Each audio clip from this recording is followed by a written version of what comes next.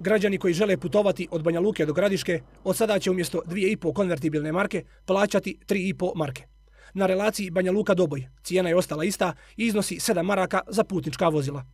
Za autobuse i kamione od 1,3 metara visina cijene putarine od Banja Luke do Gradiške iznosit će 7 maraka, dok će od Banja Luke do Doboja iznositi 14 maraka. Cijene karata za mjesečne i godišnje pretplate također su povećane. Mjesečna karta računa se tako što se cijena putarine množi sa 40, a godišnja tako što se cijena putarine množi sa 400.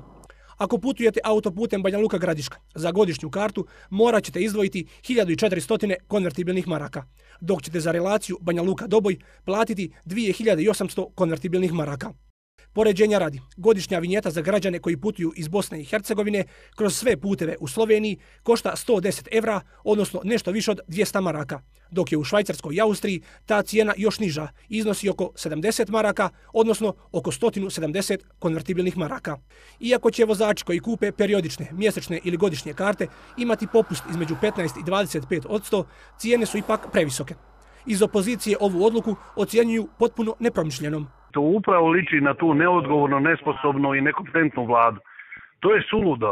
Moraju tražiti rješenja koje odgovaraju građanima, a ne vladi Republike Srpske, jer poznato je da iz redova vlade i javnih preduzeća je suština svih radnji ukrasti i opteretiti narod. I drugo ništa ne znaju. Osim opoziciji, zanimljivo je da nova cijena putarine nije prihvatljiva ni pojedinim predstavnicima vlasti.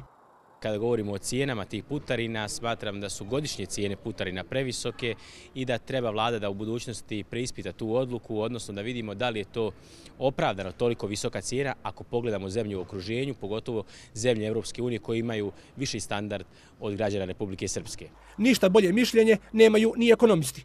Kažu da je u ovom slučaju apsurdne greške pravi onaj koji je procjenjivao korišćenje autoputeva i nije sagledao kako se to radi u zemljama Evrope i okruženju. Ono što je očigledno jeste da tako obračunata cena karte na godišnjem nivou je toliko besmislena da ja je čak ne bih ni objavio.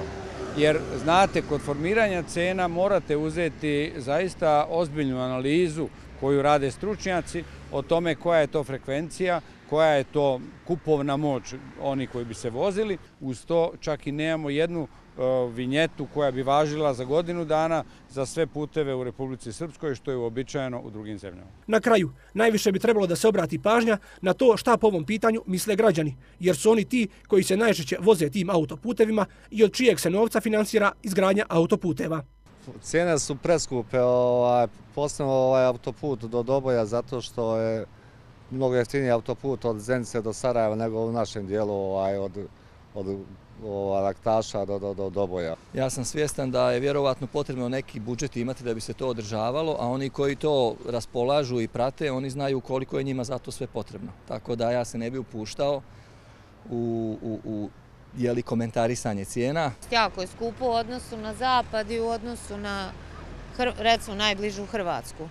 Idete često u Hrvatsku? Idem često, prolazim, idem i za Beč, i za svugdje kupite kartu, imate kartu, vinjetu, zavisi šta. Jako je skupo. Ako pogledamo okruženje i Evropu, građani Albanije, Belgije, Crne Gore, Finske, Njemačke, Letonije i Litvanije ne plaćaju putarinu. U Švedskoj su vinjete za lična vozila uvedene od februara 2015. godine i to za ceste oko najvećih gradova u Švedskoj, a cijena svega do 6 evra i 40 centi.